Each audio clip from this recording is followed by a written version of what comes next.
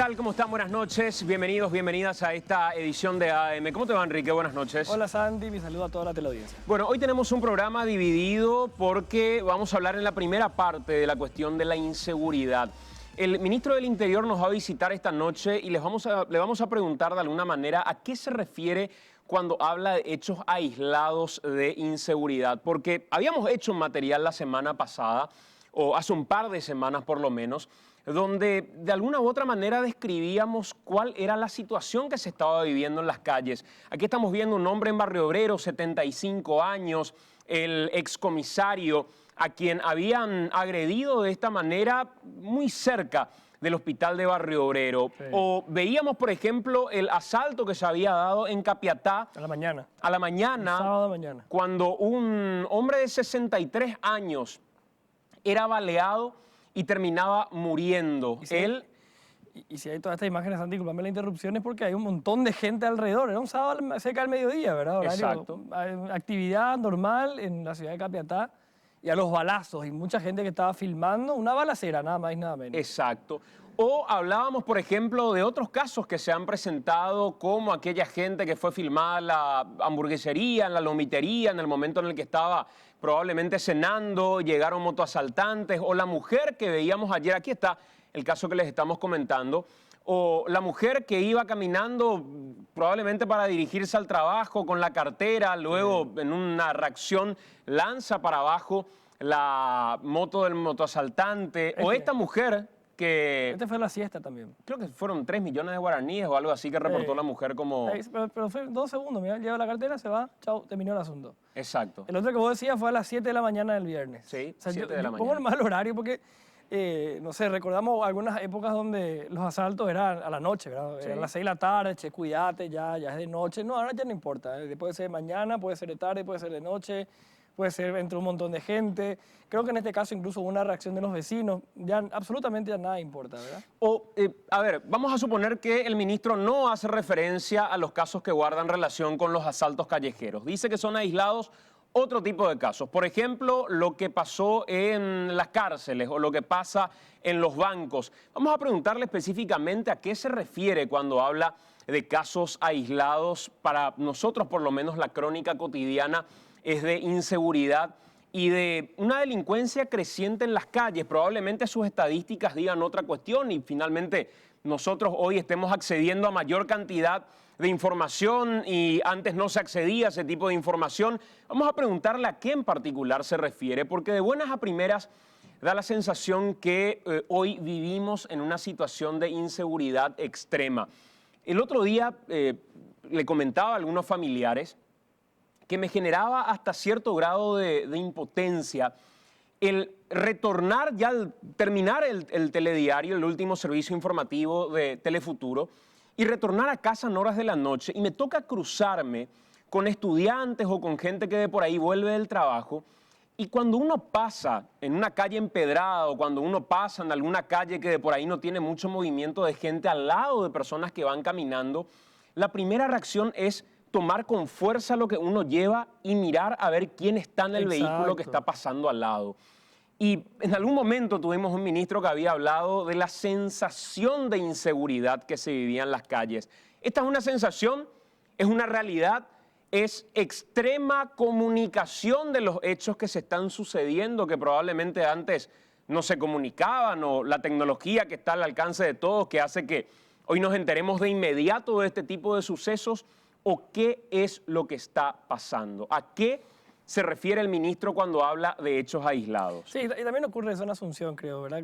O cada vez más en áreas urbanas, digamos, donde escuchamos el ruido del motor de las motocicletas y ya automáticamente miramos para los costados, tenemos temor de salir a la vereda, ¿verdad? Yo, de hecho, no sé si es una cuestión de una percepción mía nomás, pero cada vez veo a menos gente sentada con la silla cable en la vereda de sus casas, algo era una actividad muy común aquí en Asunción, bueno.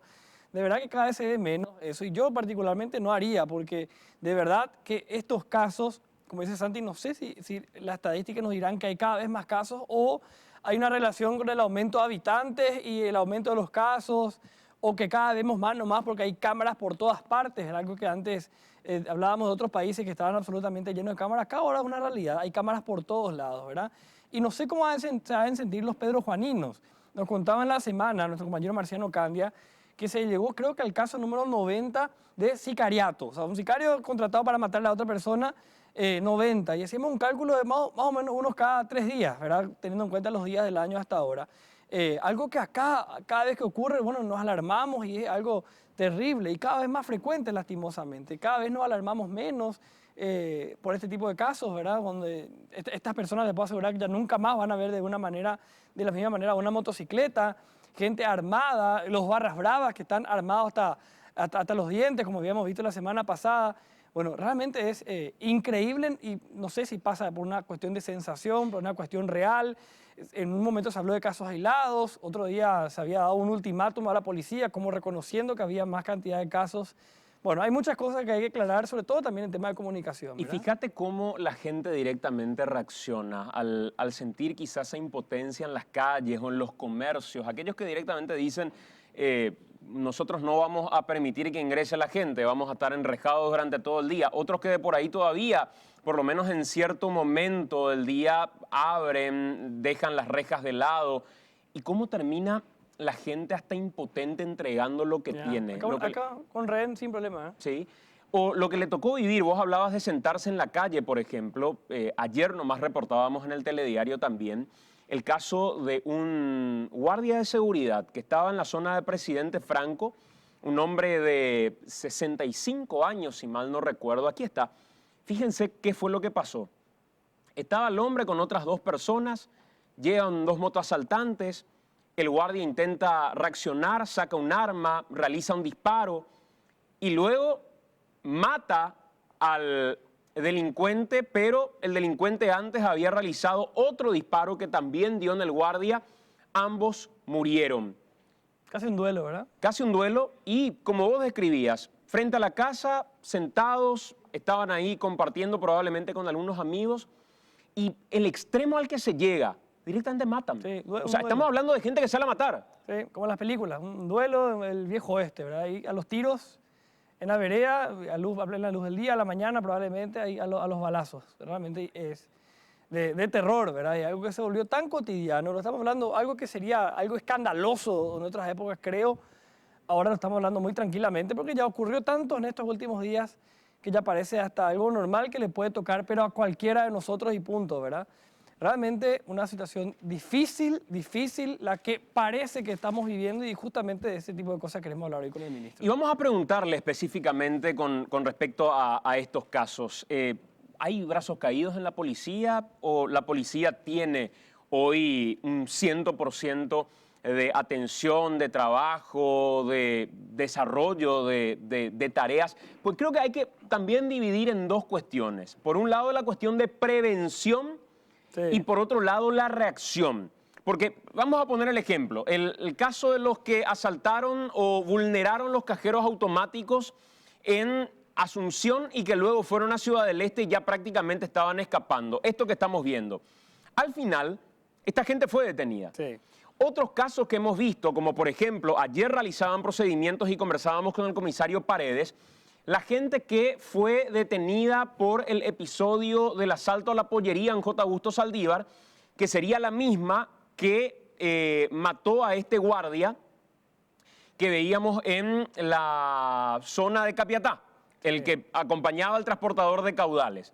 Serían los mismos integrantes de la misma banda y fueron detenidos. Eso también tiene algo como en común, los que entran a robar las sucursales bancarias de los supermercados, ¿verdad? Exacto. Se da cada principio de mes, desde enero más o menos, llevó como 10 en el año, que se van dando casos así, no se sabe si es una misma banda, si son varias o no. Y recién veíamos el video de lo que ocurrió en la semana también, del caso de un intento, porque no se llegó al final a asaltar, pero sí hubo balacera otra vez. A eso de la siesta fue en la colonia Fram de una sucursal bancaria, allí en Itapúa, ¿verdad? Bueno, es la única sucursal bancaria, según nos explicaban, de la zona, o sea, de varias ciudades, ¿verdad? Este que estamos viendo ahora. Y ya había ocurrido con otra sucursal bancaria también, que está ubicada en una zona donde no hay otros bancos. Y bueno, decir, che, es una empresa privada cumpliendo el trabajo de ser la entidad bancaria de varias ciudades al mismo tiempo. Y si deciden retirarse, ¿qué haces? O sea, si el banco dice, che, yo no tengo más garantía para trabajar acá, me voy. El siguiente banco más cercano va a estar a muchos kilómetros, o sea, una ciudadanía, unos pueblos que van a tener que acostumbrarse de vuelta a no tener luego bancos cerca porque no es... Como ocurría en Liberación. Claro, y nos decía una de las gerentes de uno de estos bancos, como el caso de Liberación, exacto, decía justamente era el caso de Liberación, decía, bueno, que ojalá que el Ministerio del Interior nos dé alguna seguridad para que nosotros continuemos trabajando acá, o si no, nos vamos. Y nos vamos y lo perdemos solo nosotros. Pierden un montón de ciudades pequeñas que están alrededor de esa única sucursal bancaria. Preparamos un material y con esto queremos recibir al ministro del Interior, Juan Ernesto Villamayor, a quien agradecemos la presencia. No debe ser fácil a veces ir a programas que de por ahí resulten incómodos, con preguntas, con cuestionamientos. Probablemente AAM sea uno de ellos. Y preparamos un material con el que queremos dar inicio a esta edición preguntándole directamente al ministro sobre lo que denomina hechos aislados. El ministro del Interior, Juan Ernesto Villamayor, insiste en que los últimos hechos de violencia son hechos aislados que poco tienen que ver con seguridad ciudadana, sino más bien con combate al narcotráfico. Y como todo combate, tiene sus riesgos y sus bajas. Sigue considerando que es un hecho aislado, aunque ocurre exactamente lo mismo en distintos puntos del país. Y los hechos son aislados. Pero queremos recordarle al ministro unos cuantos hechos que se sucedieron en el transcurso de este año que le tocó estar al frente del Ministerio del Interior. Artículo primero, nómbrase al señor Juan Ernesto Villamayor Tomasi como ministro del Interior.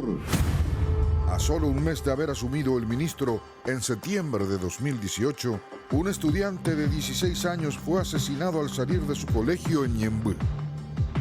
El 17 de enero asesinaron a un guardia de seguridad en Ciudad del Este. En julio de este año, un asalto tipo comando al Banco Visión en el cruce Liberación terminó con la muerte de un adolescente. Con dinamitas y armas de guerra destrozaron el banco. Pero quizás el mes con mayor inseguridad en todo este año haya sido el mes de septiembre. Asaltaron un camión de caudales y asesinaron a un guardia. Motochorros que asesinan y roban casi a diario. En medio de todo eso, el propio ministro da un ultimátum para ver cambios considerables en la seguridad. Y al día siguiente, en un operativo rescate, liberan al capo narco Teófilo Zamora Zamudio y asesinan al comisario Ferrari. Hackean cajeros automáticos y se llevan más de 500 millones de guaraníes. En plena ruta en Mingaguazú, criminales vestidos de agentes policiales roban 600 millones a dos hombres que iban de Encarnación a Ciudad del Este. La violencia con que dos hombres, este es el que atraca la boca de cobranzas de una entidad bancaria, ingresa, rompe, arma de fuego en mano. Casco puesto. Un asaltante la siguió con cuchillo en mano. Y a partir de ahí se desata, obviamente, el terror, porque se escuchan disparos y el hombre huye. La violencia con la que asaltan últimamente. Acá tiran en el piso, están viendo a un delincuente procediendo a robar las cosas a una pobre mujer que estaba cruzando la calle, que quedó golpeada. Aparece el motociclista, se baja y ataca directamente a esta mujer que en un primer momento, fíjense...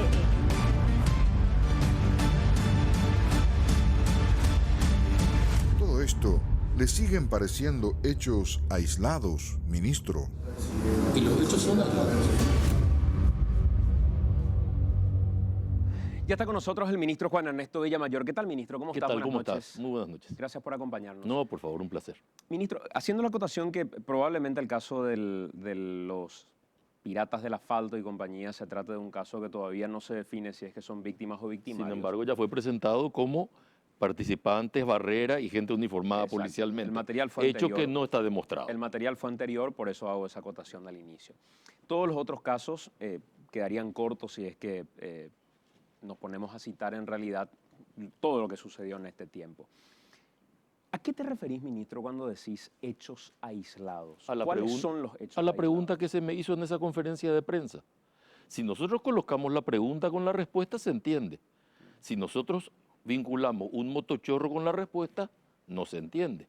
Esa era una conferencia de prensa que guardaba relación con la fuga de Zamora. Entonces, ¿es la fuga parte de una política general? No, es un hecho aislado. Entonces después se toma, dice que todos los delitos son hechos aislados. Yo en ningún momento dije una cosa así. Si yo quiero presentarlo desde allí, puedo presentar lo que quiera, claro. O sea, sin embargo, podrían buscar, por favor, la pregunta completa, porque en la sí, pregunta claro, completa, porque Ricardo, el hace una objeto, repregunta donde te plantea claro, otros casos que se habían dado lógico, también. que también guarda relación con el caso de San Pedro. Que se mueran 20 personas dentro de una cárcel es un hecho grave.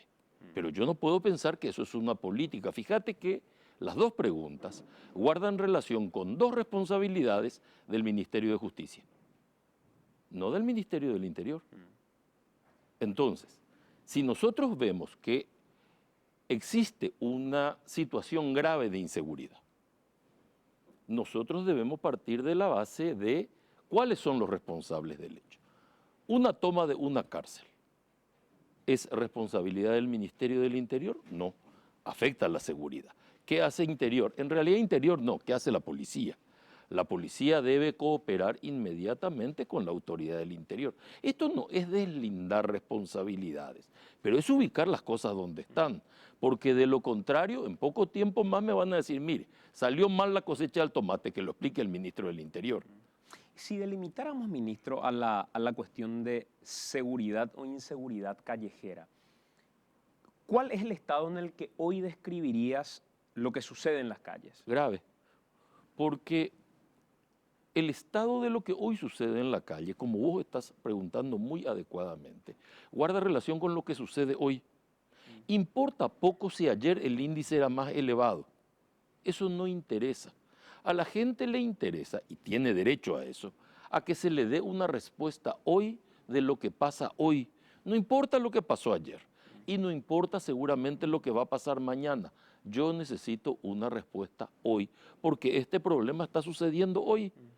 Por eso es que no hay que buscar el origen del problema. Si bien sirve para estudiar hacia el futuro, lo que yo necesito, cuando digo el origen del problema, digo buscando culpables. Lo que yo necesito es tomar la foto de cuál es la situación hoy y buscarle una solución al problema hoy. ¿Puedo otorgar una solución? ¿Puede la policía otorgar una solución con la herramienta disponible? ¿Sí o no? Esa es la pregunta. ¿Y cuál es la respuesta a esa pregunta? Y que es tremendamente complejo, tenemos que dotarle de más herramientas. Porque con el volumen de personal que se corresponde a una población inferior, a una población menos violenta, debemos reconocer que la sociedad es más violenta de lo que era 20 años atrás, como sociedad en general. Hoy la gente, y me pareció muy bien la reflexión del inicio del programa, la gente va, por ejemplo, a un partido de futsal con, no uno, muchos, con una pistola en la cintura. ¿Qué hace una persona que va a un partido de futsal con una pistola en la cintura? Va a matar a alguien. ¿Por qué va a matar? Porque no quiere que se juegue el partido, no quiere que el otro equipo salga campeón. Hoy teníamos un caso de sicariato en Pedro Juan Caballero, de los que también se mencionaron. Dicen que el origen, porque fue por error, entonces matan a una persona en lugar de matar a otra. Y el origen es una cuestión de celos respecto a una cuestión del pasado, porque hay una pareja que terminó su vínculo y la chica empieza el vínculo con la otra persona, entonces el anterior contrata a un sicario para que lo maten.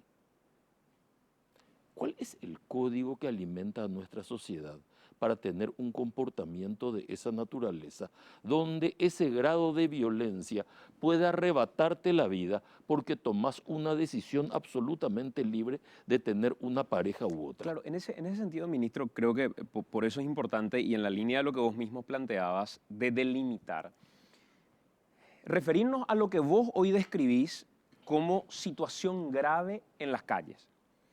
Y la situación de inseguridad en particular, ¿dónde crees que es porque la policía está arrebasada? Una policía que tiene la cantidad de personal que probablemente respondía a otra cantidad de población.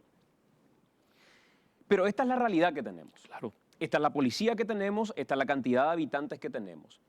¿Qué hacer? Resignarnos y decir, bueno, señores, Vamos a seguir muriendo en las calles, van a seguir acechando los motochorros, vamos a seguir viviendo con miedo, caminando por la calle con la cartera, con la mochila, mirando quién viene al lado, quién se nos acerca. Si es una moto, sentimos pánico. Si es un vehículo que viene, también tenemos cierto grado de temor, porque directamente para el ministro, la policía está rebasada. ¿O qué hacemos, ministro? Dos cosas. Uno, un programa de aumento de volumen del personal, que ya hemos empezado. Tenemos que llevar a 60.000, no vamos a llegar enseguida, pero tenemos que hacerlo porque ese personal hay que formarlo. Y 60.000 es el número de recomendación de Naciones Unidas, 1/300 activo en la calle. Da 60.000 respecto al volumen de habitantes. 2, una fuerte inversión en tecnología. 3, una depuración del sistema de la colecta de datos. Puedo ir en cada uno de los temas. Y 4, una depuración del cuadro policial. Porque de nada sirve aportar muchos recursos si hay problemas internos dentro de la policía. Nosotros no podemos negar ese extremo. Entonces, el proyecto de ley que se presentó, ¿a qué apunta? A uno de los aspectos que es la depuración interna de la policía. Esta es la policía que tenemos. Tenemos que trabajar con esta policía. Y ahí ya hay un fuerte debate de no queremos que se toque la policía. El ministerio dice, si no se toca la policía, no vamos a llegar a buen puerto con este tema. 2, una fuerte inversión en recursos. ¿Esto qué es? Colocar tecnología en la calle. Mucha más tecnología que la que tenemos, a ver si el volumen de tecnología suple la lentitud del crecimiento del personal. Eso es más cámaras, más iluminación, más luces en la calle, de modo tal de facilitar la tarea de investigación posterior y a ver si vía investigación aparece algo intimidante que frene el avance del delito. El tercer elemento que es absolutamente esencial dentro del proceso es trabajar también con la sociedad. Nosotros tenemos una sociedad que se está volviendo cada vez más violenta. Eso no podemos desconocer como situación general. La gente sale armada a la calle. No se puede estar en toda la calle palpando todo el tiempo a toda la gente para ver quién va armado y quién no. De hecho, cuando se ponen barreras, mucha gente se queja de la historia de las barreras. El problema es que hay que trabajar sobre eso. Y hay que trabajar con mucha más energía. ¿Y esto qué implica? Un mayor control al interior y una mayor presencia de la autoridad ciudadana sobre la herramienta.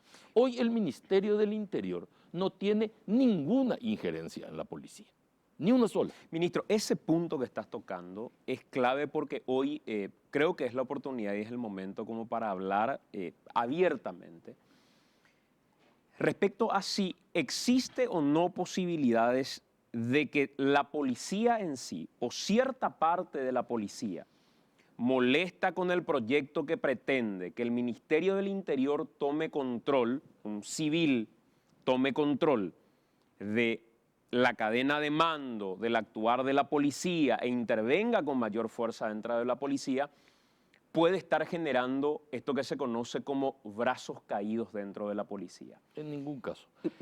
A eso quiero ir. Yo hasta me imaginaba esta respuesta porque creo que es la respuesta políticamente correcta para alguien que tiene que verse la cara con la policía al salir de este estudio.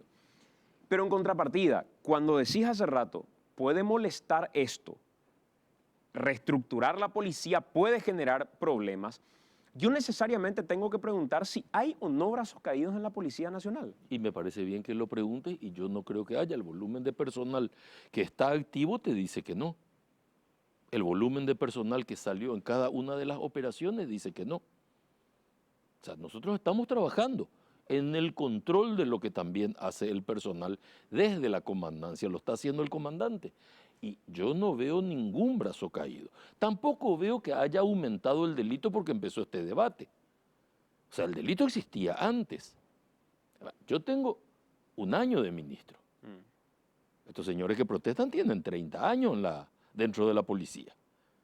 Y esta situación hace un año era la misma. O sea, no creo que en el último año haya aumentado 400% el delito, ni 100%. ni 100%. De hecho, hay algo en el libro de Martens. Mira que yo tengo apreciables coincidencias y algunas discrepancias hay. Martens hace una corrección sobre los datos de violencia, hablando de cifras negras. Martens hoy no me podrá decir que hay cifras negras en el ministerio, porque nosotros hemos blanqueado. Entonces es muy fácil decir, aumentó el delito. No, desapareció la cifra negra.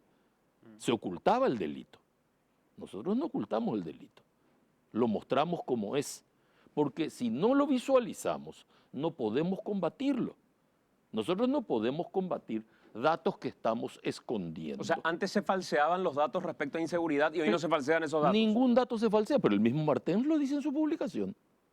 Te vuelvo a decir, te doy nombre, apellido, el libro, ¿verdad?, sobre el tema de la violencia en el Paraguay. Él es el que habla y corrige en base a cifras negras. ¿Vos crees que la policía te responde, ministro? El comando institucional sí, sin ninguna duda, responde él. ¿Y por qué hace la acotación del comando institucional como un core? Porque es vertical la policía. Quien tiene que responder es el comando institucional. El comando institucional enfrenta muchos problemas. Hay no pocos policías procesados.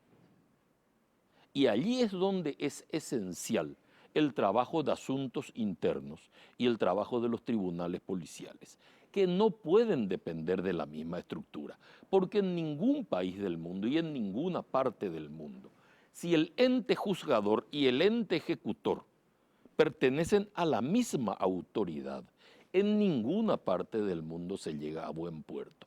Siempre el ente juzgador, para otorgar garantías, debe estar separado del ente administrador. Por eso nosotros tenemos división de poderes. Y no es el problema dentro de la policía ni dentro de la instalación del debate que el ministro sea civil. El problema es que sea ciudadano. La policía es una herramienta al servicio del ciudadano, no del civil, no del uniformado. A la policía hay que pensarla desde la ciudadanía, como una herramienta que sirve a la ciudadanía y es parte de la ciudadanía. Colocar ese enfrentamiento, esa dicotomía entre uniformado y civil, no edifica, no construye. El presidente de la República dijo de forma categórica, Villamayor se queda. Y honestamente uno puede llegar a un lugar, yo puedo llegar aquí, puedo irme a conducir el telediario o cualquier otro espacio que finalmente me den y llego con buena voluntad. Pero el camino me va a decir si es que esa buena voluntad se tradujo en resultados o no se tradujo en resultados. Y si eventualmente no se tradujo, hay dos caminos. O el que me contrató me dice, te vas, o yo le facilito el camino y digo, me voy. No me voy si es que considero que estoy haciendo un buen trabajo. Si estoy haciendo un buen trabajo, me quedo, salvo que el que me contrató diga, no es un buen trabajo el que está haciendo, se va. ¿Vos creés que estás haciendo un buen trabajo que amerite continuar en el Ministerio del Interior? Yo creo que estoy haciendo un trabajo. Ese trabajo debe tener una proyección en el tiempo. Yo te pregunto, ¿cuántos ministros del Interior y cuántos comandantes de policía pasaron desde el 93 hasta hoy? No tengo el dato a mano. Búscalo, te vas a entretener con eso. ¿Y mejoró la seguridad? En algunos momentos pareciera que no estaba tan desbordada la cuestión como ahora. Porque no tenemos memoria de los hechos del pasado. Pero esa es una percepción de la gente. Esa sí es una percepción. No es como decir, la inseguridad es una percepción. Cuidado que no dije eso. Dije, esa sí es una percepción. Todos tendemos a olvidar cosas que nos han sucedido, porque nuestro límite de tolerancia es estrecho. Claro, pero fíjate que el recuerdo que me lleva directamente a una situación similar a la que hoy estamos viviendo es al del ministro, hoy embajador Rogelio Benítez. Aquella sensación de inseguridad que no era una sensación de inseguridad, era seguridad que se sentía en las calles con la historia de los caballos locos, como le llamaban en aquel momento, o ya la llegada de los motoasaltantes. Hoy de nuevo se está viviendo esa impotencia en las calles, ministro. Y ayer también se vivió esa impotencia en las calles y antes de ayer también. Y si yo te traigo las cifras estadísticas y te muestro cifras estadísticas frías, te voy a mostrar que no creció. Pero yo entiendo que tu preocupación es hoy. Ya no me importa lo que pasó hace 5 años. Ese no es mi problema. Yo quiero que se resuelva el problema hoy. O sea, estadísticamente hoy la inseguridad es mejor ¿a cuándo? O la seguridad, digo. La seguridad es mejor. Hace 5 años. Hace 5 años. Sí, sin duda. ¿Y qué dicen las estadísticas sobre eso? Y dice eso, que en algunos casos disminuyó, en algunos casos se mantiene, hay departamentos que aumentan. Es como un globo. En el centro disminuyó, ¿pero por qué? Porque hicimos el operativo Centro Seguro. Donde pusimos iluminación, disminuyó. Toda la zona de 21 y compañía, allí disminuyó. No desapareció, el delito no desaparece. Disminuye en determinados lugares. Se traslada a otros lugares. Pero al mismo tiempo debemos tener en cuenta que hay factores que están alterando el sistema. Y esos factores vienen de situaciones económicas, de situaciones educativas, de problemas con la salud. Nosotros no podemos dejar de tener estos factores en cuenta porque todo contribuye al problema de seguridad. Si sale la gente a la calle con un reclamo de aumento de salario, se convierte en un problema de seguridad. Automáticamente. ¿Qué tiene que ver allí la policía? Nada, pero la protesta es parte del problema de Ministro, seguridad. insisto en esta cuestión de hacer un trabajo que vos decís. Yo también hago un trabajo y por eso lo delimito diciendo, cuando creo que lo hago bien y me quedo, por más que de por ahí los números no me muestren que lo que yo creo es lo que es, o capaz la gente no sienta que lo estoy haciendo bien, pero los números me muestran que estoy haciendo bien. Y el camino de si no estoy haciendo un buen trabajo, me saca el jefe, si estoy haciendo un buen trabajo, me deja. Ese trabajo que vos, sí, lo estás haciendo, decís, ¿hoy crees que es bueno que amerite no decirle al presidente, me voy, me quedo porque estoy haciendo bien el trabajo? No pasó en ningún momento por tu cabeza al decir, no me responde la policía, no estoy logrando los resultados que yo quisiera lograr, hay cierta disconformidad de la ciudadanía, me voy. No pasó por tu cabeza esa situación. Mira, este es un tema que yo hablé muchas veces con el presidente, no una vez, muchas veces hablamos de este tipo de cosas. El problema no pasa por la percepción. Si ese fuese el problema, si yo lo encarase como vos lo estás encarando, estaría pensando exclusivamente en mí y no en un programa de seguridad. No hay programa de seguridad que se hagan 24 horas. Te vuelvo a decir, ¿cuántos ministros pasaron y la inseguridad está allí? ¿Cuántos comandantes de la policía pasaron y la inseguridad está allí? ¿Cuántos comisarios generales pasaron y la inseguridad está allí? Podemos hoy decir buenamente que hace un año teníamos, antes que entre yo al ministerio, una policía 100% confiable, absolutamente íntegra y que el delito no existía. No. Bueno, entonces, ¿qué tenemos que hacer? Atacar determinados ejes. ¿Eso qué implica? Modificar la normativa, permitir un mejor control, fortalecer asuntos internos, fortalecer los tribunales policiales, dotar de más equipamiento a la policía y darle volumen. El número 22.000 y pico, menos de 23.000, está hace 10 años. ¿Por qué está anclado ahí? ¿Por qué nadie en los 10 últimos años, ningún ministro dijo, vamos a aumentar el volumen de policía porque con este volumen no podemos hacer prevención? ¿Ya? Y también felicito que hayas señalado esos dos extremos. O sea, por un lado la parte de prevención y por el otro lado la parte de investigación. Muy bien. En la parte de investigación se ha sido eficiente en un alto porcentaje. No sabría decir cuál es el porcentaje, pero debemos reconocer que es un alto porcentaje. Pregunto, ¿se logra eso con brazos caídos? No. Probablemente en el ala de la investigación, no. Pero en el ala de la prevención algo pasa, ministro.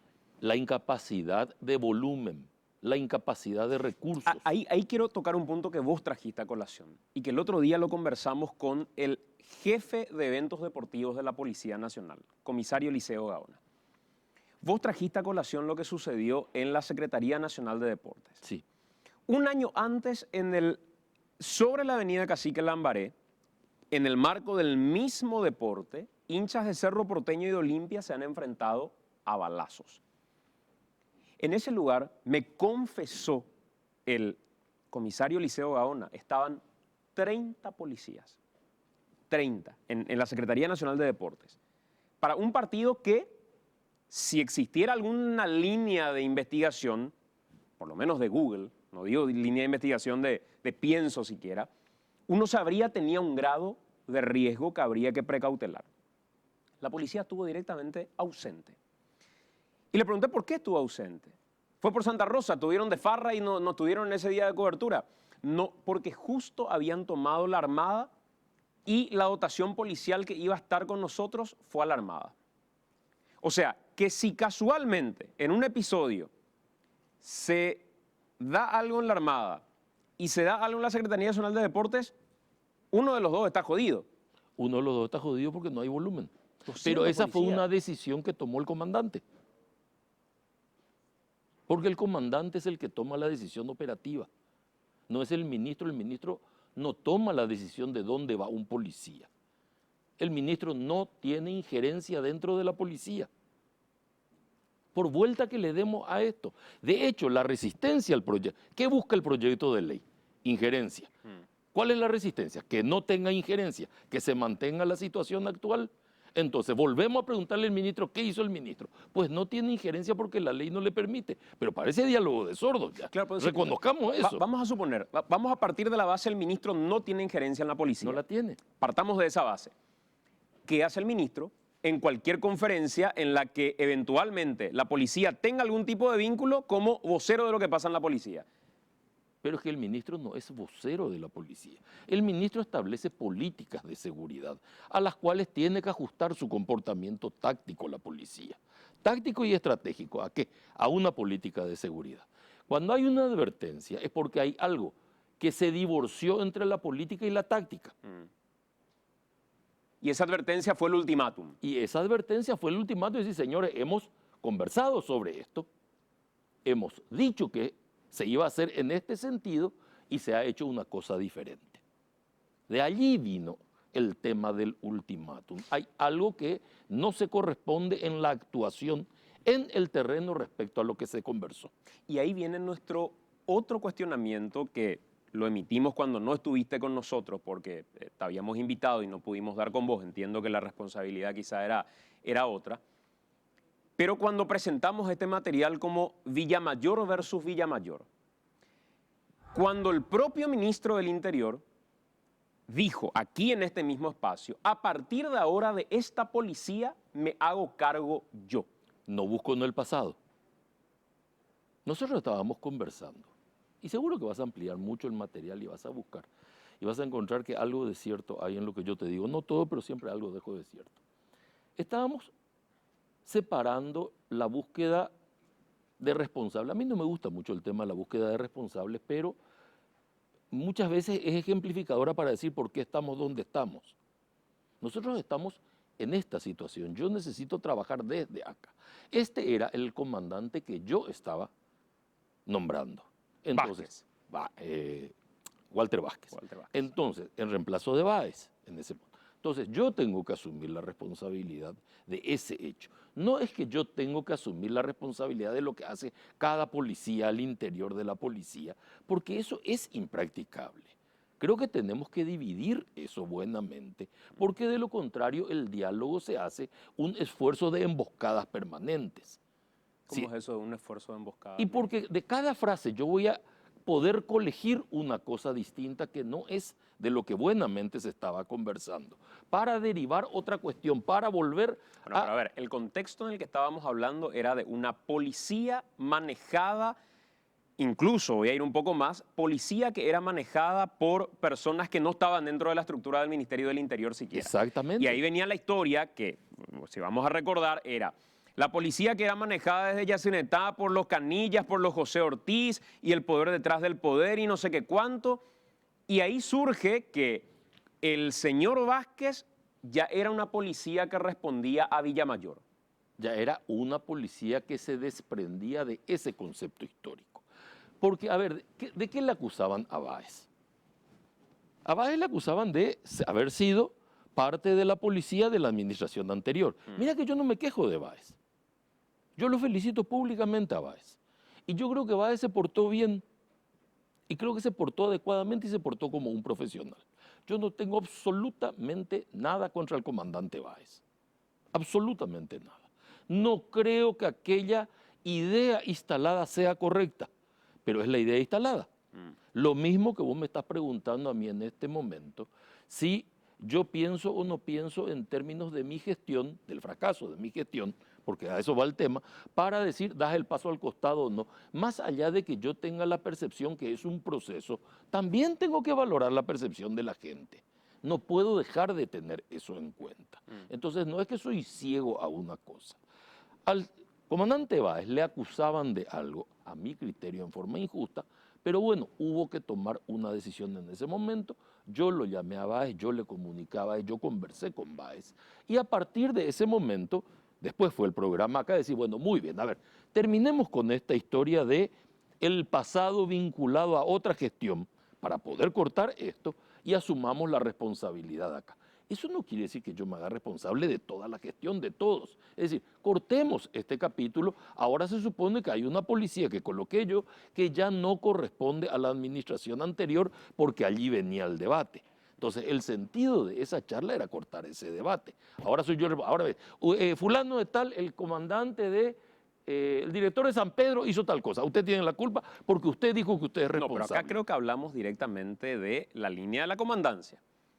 Y en la línea de la comandancia creo los que... directores están en esa línea. Creo que vos mismo lo estás definiendo, ministro, diciendo, hasta me parecía buen tipo Báez, me parecía buena gente Báez, pero no le salieron las cosas, se tiene que ir. Porque yo entendía la percepción ciudadana. Yo te planteo desde el mismo escenario. La percepción ciudadana, hoy preguntaba en redes cómo veían la gestión del ministro Villamayor. Y creo que vos también sos consciente que estar en el Ministerio del Interior es estar en un lugar donde precisamente uno no va a serle simpático a la gente. Y cuando la inseguridad golpea de esta manera, sea por la razón que sea, peor aún. El fusible termina siendo o el comandante, y cuando ya no hay fusibles en el comandante, termina siendo el ministro del Interior. Sin duda. Aunque el comandante Báez haya sido un buen tipo o con buenas intenciones. La pregunta entonces, por eso es, y en esa misma línea que vos estás mencionando de la percepción ciudadana, no pasa por tu cabeza la posibilidad de decir, yo puedo ser el responsable, me voy. Y si al final encima el me voy significa, como mucha gente empezó a especular en algún momento, un mejor lugar donde vos mismo te sientas más cómodo, porque te escuché decir en algún momento, o capaz malinterpreté, que vos le dijiste al presidente de la República que no era luego el lugar en el que querías estar. Y todos creemos verte mejor en el gabinete de la presidencia de la República, donde probablemente hasta va a pasar desapercibida la presencia de Villamayor, o no. No pasó por tu cabeza al decir, señores, permiso, y que venga otra persona a la que quizá le salgan mejor las cosas, o si no le salen las cosas que la gente diga, había sido Villamayor, no era muy malo como creíamos. No pasó por tu cabeza. Te vuelvo a decir, yo de este tema conversé con el presidente de la República en un sinnúmero de ocasiones, con lo que claramente sí pasa por la cabeza. De decirle concretamente, presidente. Pero este es un tema que nosotros estamos conversando y se debe a un compromiso que tengo yo con el presidente. Y yo voy a cumplir siempre mi compromiso. Y yo voy a estar en el lugar donde sea necesario que esté. Interior es una cartera complicada porque no tiene un producto. Si yo soy ministro de Obras Públicas, puedo construir una carretera y vos vas a ver la carretera. Si soy ministro de Salud, puedo construir un hospital y vos vas a ver el hospital. Si soy ministro de Educación, puedo hacer aulas, escuelas y vos vas a ver. Hay un elemento físico que vas a ver. Si sos ministro del Interior, no se va a ver tu producto final, es que no se te vea. Probablemente, salvo que, como decidió hacerlo el gobierno anterior, construya un producto que se llamó Lince. Sí. Construyó un producto. Y ese producto generó, si bien algunas críticas, y me sumo, construyó el relato. Y un relato... Estamos yendo a un elemento comunicacional. Claro, pero muy construyó, positivo. Pero Estoy lo de acuerdo construyó. contigo. Pero lo construyó. No, estoy totalmente de acuerdo. O sea, sí es posible hacerlo. No, lo que no vas a tener es el producto, porque si al día siguiente del relato, vos podés hacerlo, tu índice de inseguridad sube. Se produce un tiroteo en la calle. En lugar de producirse en la calle, se produce en el mercado 4. Tu relato se cae igual. Porque al fin de la jornada, el producto final es la seguridad de la gente. Pero peor sería no verlos en la calle. No, pero yo estoy de acuerdo, pero si se los ve en la calle. Yo no creo que alguien buenamente me pueda decir, yo circulo por Asunción y no veo lince. Hablando en serio. Yo los veo menos, ¿eh? No sé si es que es una cuestión de un horario cambiado que tienen ahora, antes A tenían ver, otro horario. Esta semana incluso se alteró parte del horario por el observatorio, porque los delitos se movieron también de horario. Entonces, el observatorio es el que va marcando los horarios. Hay franjas en las que se van produciendo los ilícitos.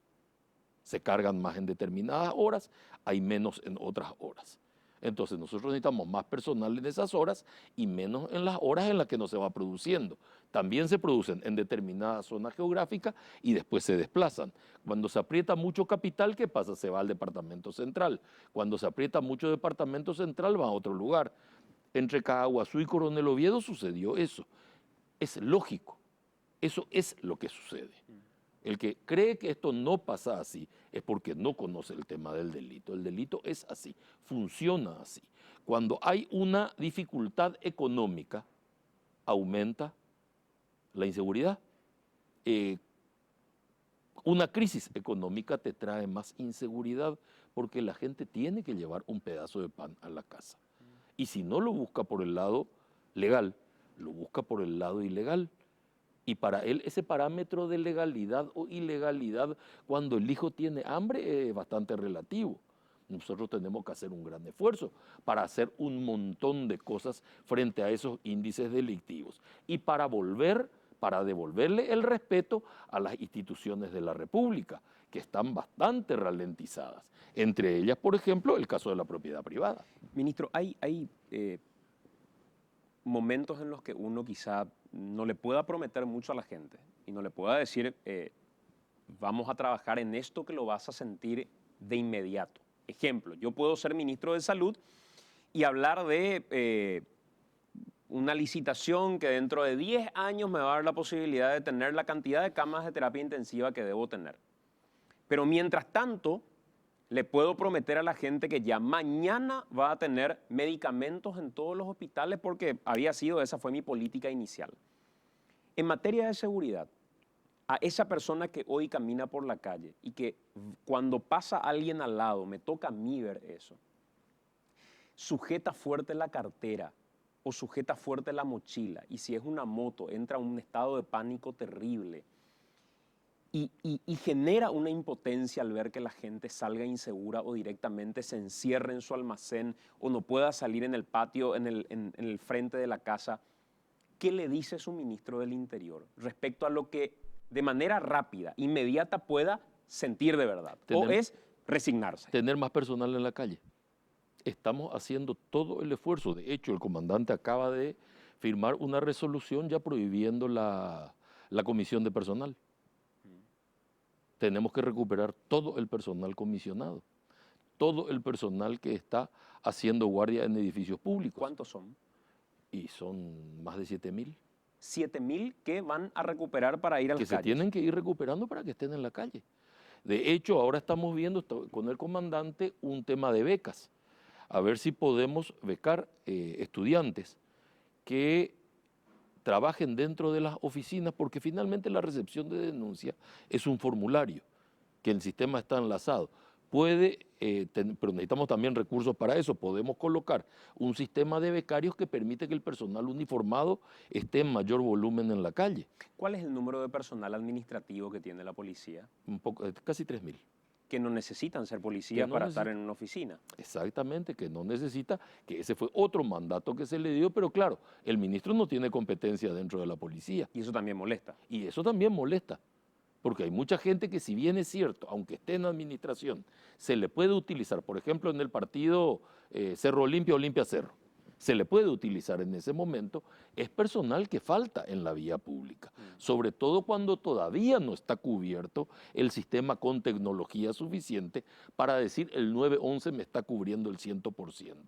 Necesito esa tecnología. ¿Y eso qué implica? Gastar más. O sea, no es que necesita la ciudadanía, es la gente la que necesita esto. Ministro, por último, dijiste públicamente, pero no sé si se lo dijiste al presidente de la República de forma directa, que este proyecto que pretende que la policía se haga cargo de la polución sonora no corre con la policía que hoy tenemos y no puede correr y ser aplicable para la policía que hoy tenemos. El otro día, desesperados los vecinos de Campo 9 denunciaban que se había realizado una fiesta en una Plaza Moietti, que no los dejó dormir, pero hasta las 7:30 de la mañana. Y era un escándalo. Uno miraba los videos y de verdad era un escándalo.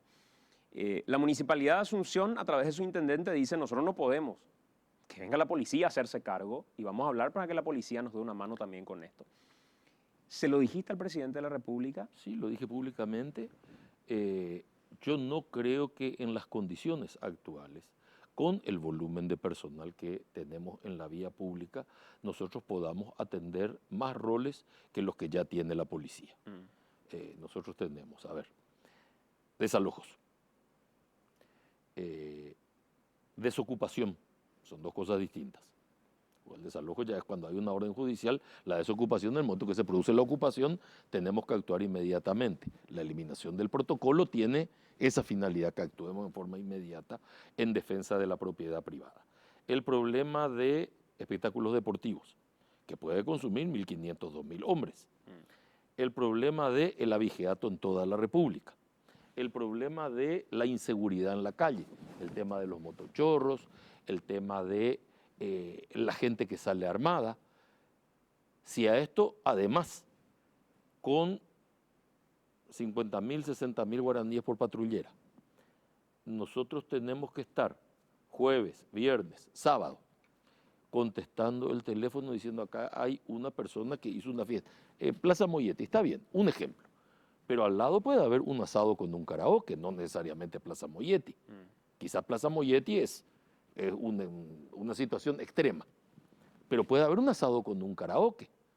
Lo que nosotros mostramos normalmente como ruido molesto es el extremo Plaza Moietti, es algunas bodegas o algunas estaciones de servicio o zonas de... pero después está el vecino. Claro, pero después está el vecino, está el asado, está el que está incómodo porque el otro puso el equipo de sonido muy fuerte, a lo mejor es un equipo de sonido. No estoy hablando de los 40 autos que se ponen uno al lado de otro en un verdadero escándalo, no estoy hablando de eso. Y si yo tengo que enviar la patrulla con el personal a atender eso, entonces estoy dejando de atender lo otro. O sea, no se le pueden dar más roles a la policía hasta que la policía esté en condiciones de absorber. Si a mí el intendente me dice: mire, yo no doy abasto, entonces él me está diciendo: he fracasado. Correcto, es que no hay ningún problema, pero la policía no es el receptáculo del fracaso de todo el mundo, porque con ese criterio no va a poder atender su rol la policía. El proyecto, la recomendación que se le da al presidente es vetar ese proyecto. Y ese proyecto debe ser objetado. Primero, si nosotros colocamos el ruido molesto como un ilícito, es responsabilidad de la Fiscalía. Si la Fiscalía nos pide que la acompañemos, encantado, vamos a hacerlo. Sin ninguna duda, con una orden fiscal vamos. Pero a ver, ¿qué haría la policía en el lugar? ¿Va a golpear la puerta? Partamos de la base del asado del vecino, que entonces no tiene habilitación, no necesita permiso, nada. Va a golpear la puerta. ¿Qué necesita? ¿Una orden de allanamiento? Entro y detengo a la gente. ¿A quién? Es decir, fíjate que hace falta todo un procedimiento allí.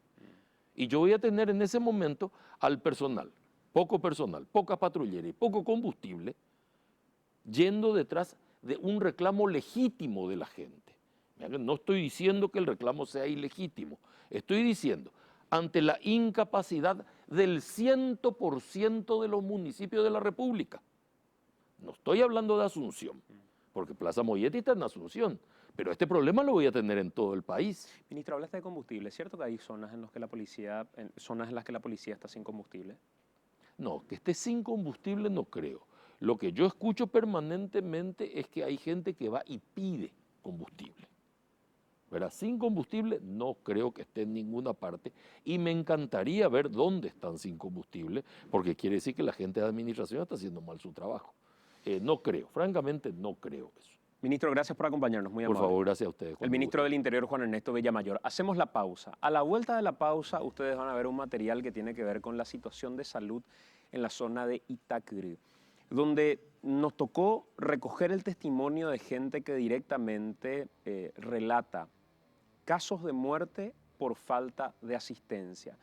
Un relato desgarrador de una persona con la que hablamos y luego de haber hablado con una persona que nos tocó vivir con la llegada de urgencia de otra persona que tuvo que terminar siendo asistida por el equipo periodístico de AAM porque no había quienes le asistan en ese momento en el puesto de salud de Itacurú.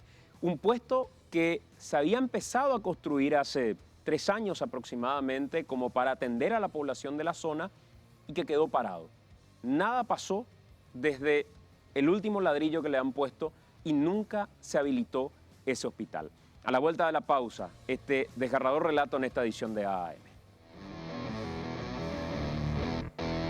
Está Ricardo Alderete con nosotros para hablar de esto que anunciaba Santiago antes de la pausa. Ricardo, buenas noches. Buenas noches, Enrique. Y justamente fuimos hasta Itacurú, el distrito más pobre de Alto Paraná. Visitamos Itacurú 2 veces en menos de 6 meses en este año y constatamos una realidad que no cambió absolutamente nada. Un hospital distrital que tenía que haberse terminado ya hace 3 o 4 años y que sigue igual en construcción, que quedó absolutamente varada. Un hospital que sí funciona, pero que carece de ciertas cosas que son esenciales. Doctores en emergencias, que son 2 o 3 nomás que cubren emergencias y urgencias todos los días 24 horas. Una odontóloga para más de 38.000 habitantes en el distrito. Y realmente una situación que pide a gritos ayuda y pide a gritos asistencia. Fuimos hasta ahí, hablamos con su gente, hablamos con los doctores y también encontramos un caso que es hasta de película y fatal. Una muerte que pudo haberse evitado. A ver, vamos al material.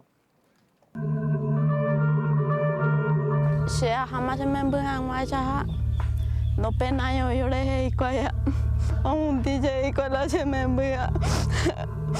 Pedí para ver cada cartón eso veníamos y ruge eso pe aba veo qua ne.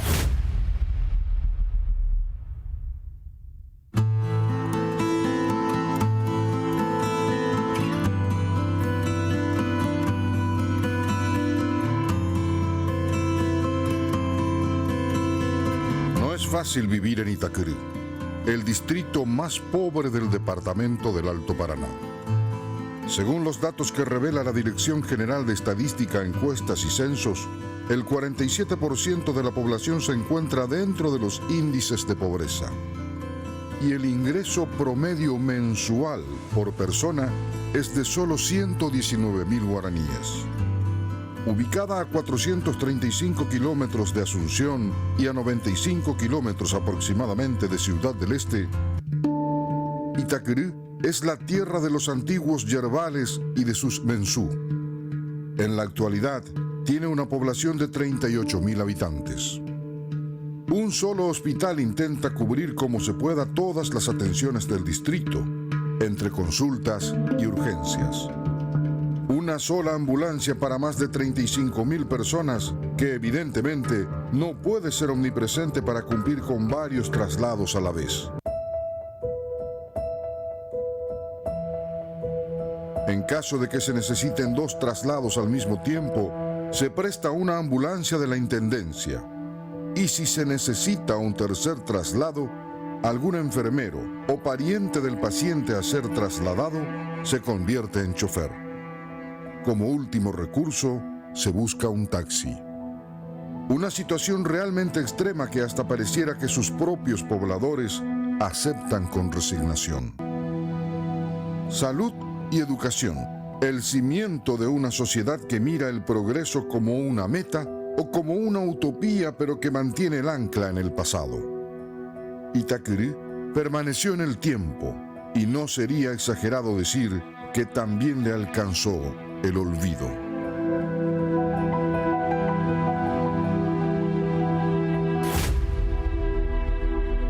El equipo de AAM visitó 2 veces el distrito del Alto Paraná en menos de 5 meses.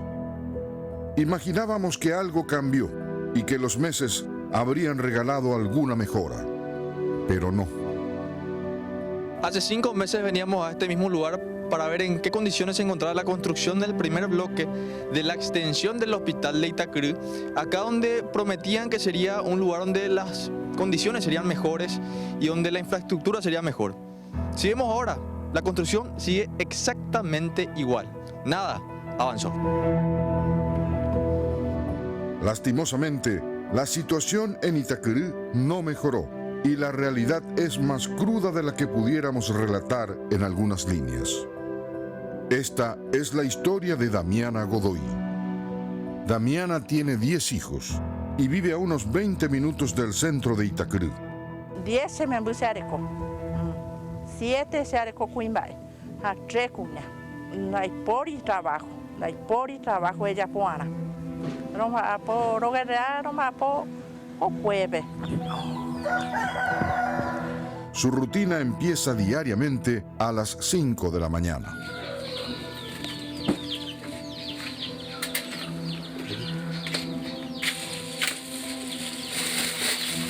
Entre prender el fuego a leña y hervir el agua para el cocido, ya se empieza a asomar el sol, dándole la bienvenida a un nuevo día.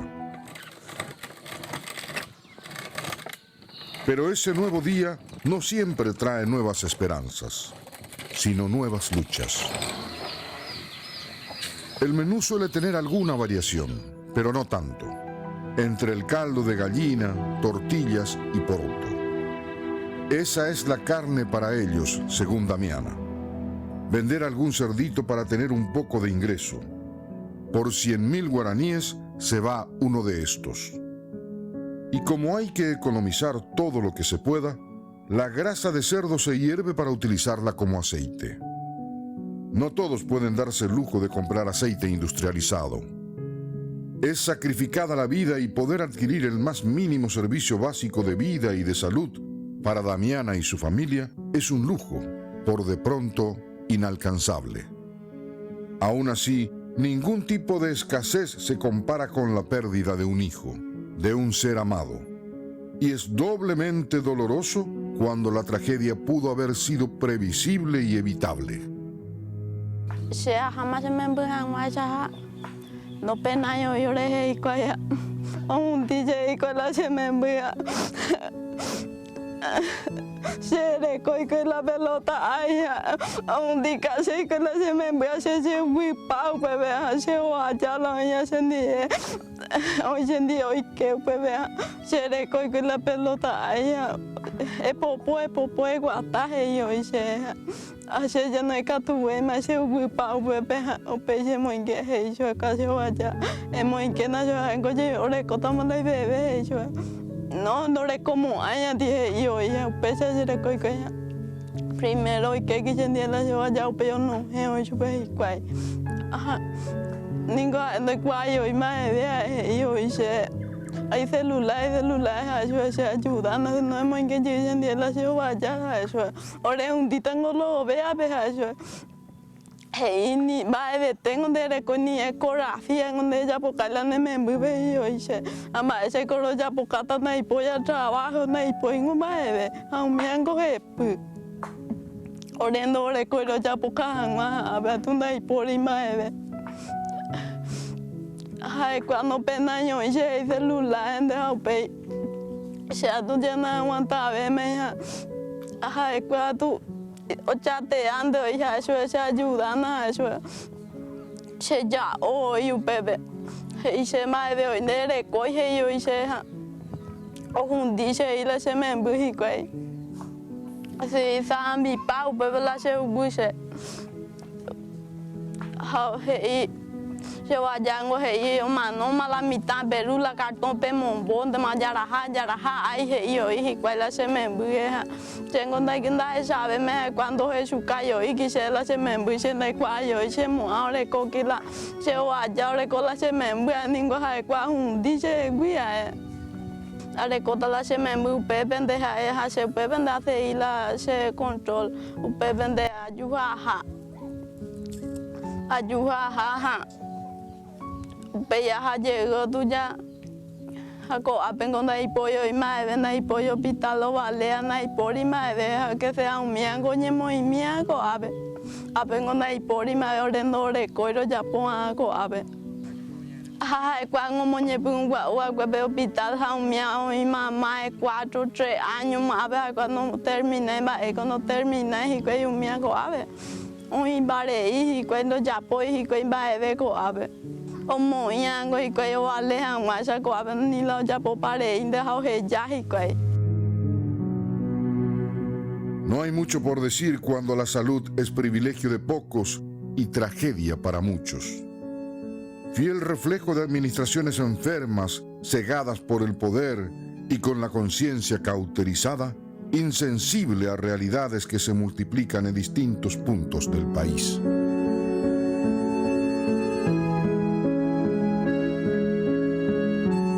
No es fácil vivir en Itacurú.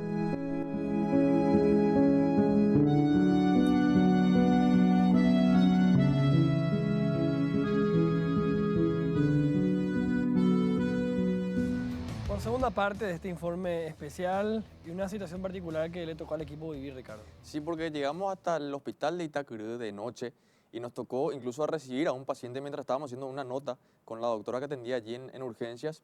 Y realmente fue una situación que nadie lo esperaba. Un paciente que llegó no tenía forma de bajar y no había gente que ayudara al paciente. Fuimos parte de esta experiencia. Este centro de salud funciona 24 horas. La urgencia de lunes a lunes. Tiene un médico por día en la urgencia, tiene su licenciada obstetricia y tiene su licenciada en enfermería. Tenemos 3 médicos por consultorio, hay 2 bioquímicas, una odontóloga y nuestro servicio de vacunación y se hace partos de bajo riesgo. Es un centro de salud para todo el distrito de Itacurú.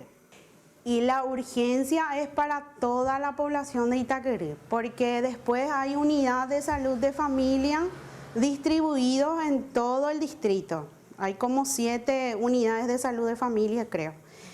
Y en cada unidad, o sea, casi todas las unidades tienen equipo completo.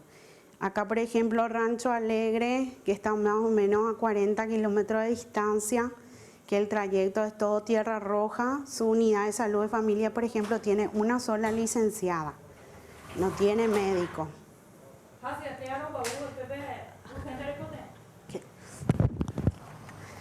Y tráiganle a su paciente hasta acá. Acá traigan la camioneta y acá le vamos a bajar.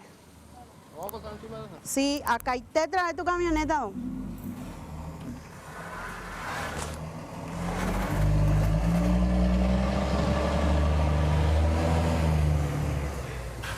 Me van a dar espacio ahí porque...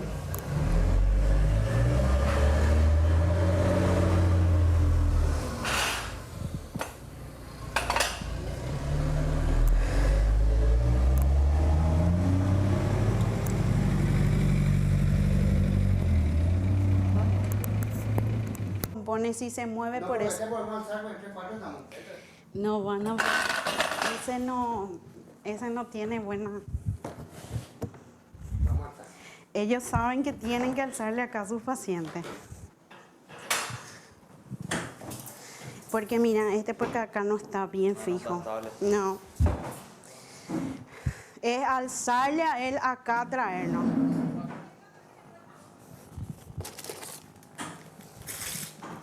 Para que vean, nosotros no podemos hacer nada ahí en esa camioneta. Ese tenía presión alta. ¿Y qué tomó para su presión?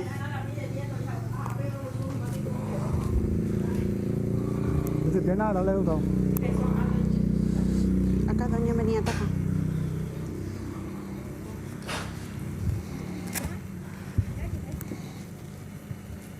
¿Desde qué hora está así él? ¿Y de dónde son ustedes? 8 de diciembre, pero dispararon, tu sistema o devolver el inicio. 8 de diciembre. ¿Él no es diabético? Sí, es diabético. Va, hoy puro y diabetes penguana. No, pago con paso una que viene diabético, o sea, y más, los hecatos vienen que a 110 o 20 hectáreas. No le vaya a hacer así, déjale ahí. Ese echó todo saliva espumosa y se movió.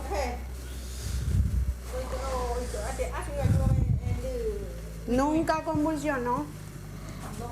Seguro. Ese hizo una convulsión.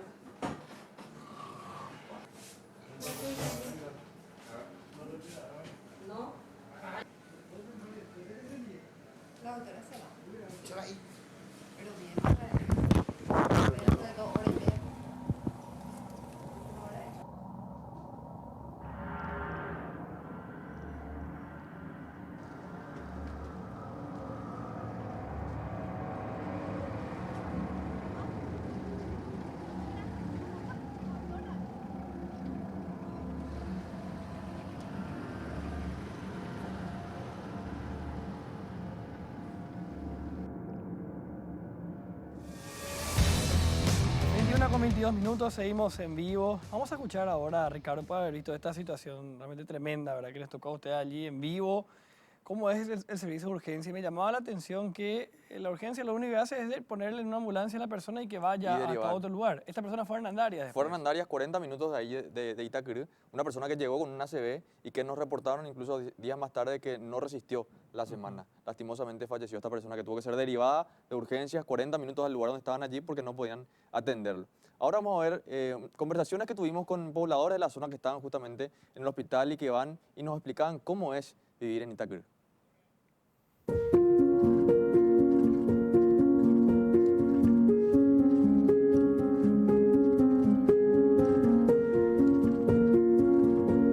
Vamos a entrar al centro de salud de Itacurú para ver realmente en qué condiciones se encuentra y hablar un poco con la gente también que está esperando acá.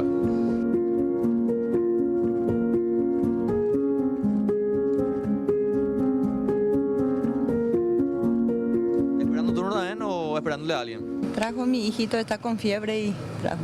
Hay muchos casos de dengue, me contaron por acá, ¿cierto? El problema es Sí. mucha enfermedad. ¿Usted vive por acá cerca, señora? Cerquita vivo, acá en San José nomás. ¿Qué tal la atención acá en el centro de salud de Itacurú? Atención más o menos está ahora, porque viste que ayer yo trajo a la tardecita a mi criatura y no había doctor.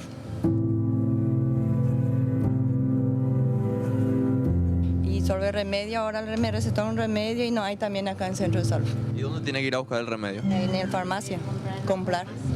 Señora, ¿usted también viene junta o viene por otro caso? Yo vine a las 4 de la mañana acá y recién me entendió. Y no hay para más remedio. Usted está desde las 4, ahora son las 10 de la mañana. Sí, y para más que no hay ni un pastillita ni remedio. Si está enfermo, a morir nomás acá.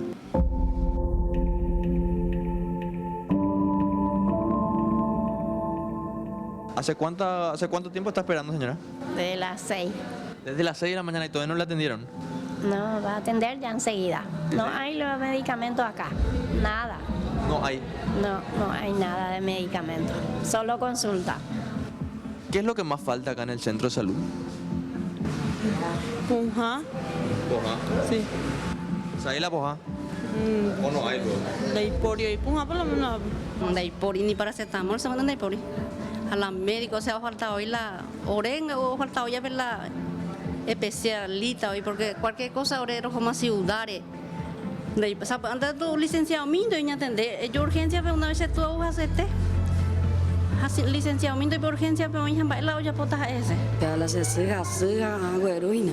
Cuando yo tenía atender allí me yo porque no es la ficha que había hoy porque la doctora no le está atendiendo. Para la falta de que la doctora está bien, a la falta la ponja, vendía, ¿no cabe? Ah, doctor y por acá. Ay, da que upea se nei kwain bo, pero na doy 20 años tendría. Bon más de 40, pero vengo coita curungo tu chama, ahora un hita, ahora la coabe. Cuando los centros de salud ya la ya habría coabe. Hoy ya me de la hospital, hoy me la hospital más 2 años más puta agua, güey. How parei, hoy me veo otra vez, saco a mí me veo, se ya dentro de tea, hoy cote, doctor y cote ahora coabe. Estaba ahí la habitante de ahí la doctor.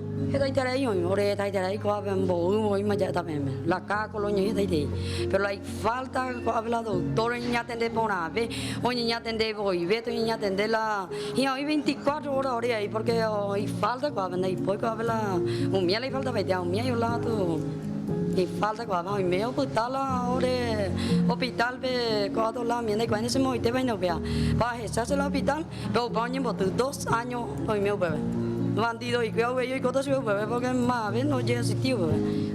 Gracias, señora. El hospital distrital del que nos estaba hablando la señora, el que está allá, que nos fuimos a ver y que terminó, o sea, que en realidad no se terminó nunca.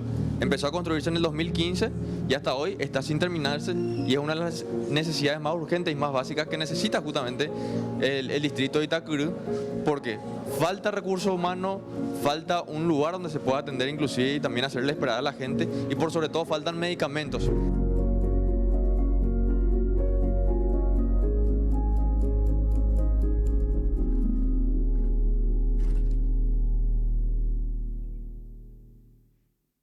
Bueno, imagínense de lo que hablamos el día de hoy y este excelente trabajo hecho por los compañeros a quienes felicito tanto en recoger las historias como en ponerlas al aire posteriormente, porque describen de alguna manera, Enrique, parte de la realidad que todavía se vive.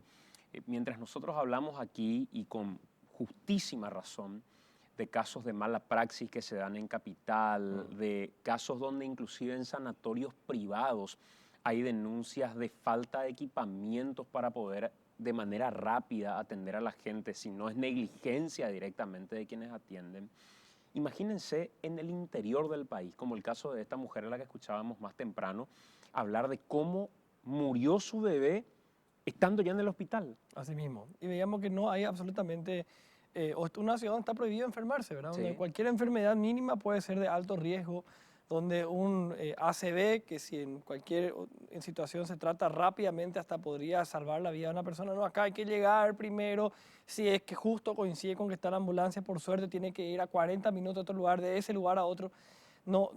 Son casi 40.000 personas que tienen prohibido enfermarse o tienen sus horarios para enfermarse. Y ahí hay un hospital que estaba en construcción y quedó por el camino. O sea, esa imagen de Ricardo parado encima de lo que es una construcción que quedó ahí, era la esperanza probablemente para mucha gente y termina hoy siendo una cáscara. No puedo evitar pensar, cuando hablamos de una odontóloga, y no puedo evitar recordar a esa clínica médica que se creó en la Cámara de Diputados, que tenía odontólogas que no tenían ninguna función, que estaban haciendo planilla, no estaban cumpliendo ninguna función, no tenían ni siquiera insumos para trabajar allí, sin ninguna necesidad, con un plan dental otra vez de los diputados.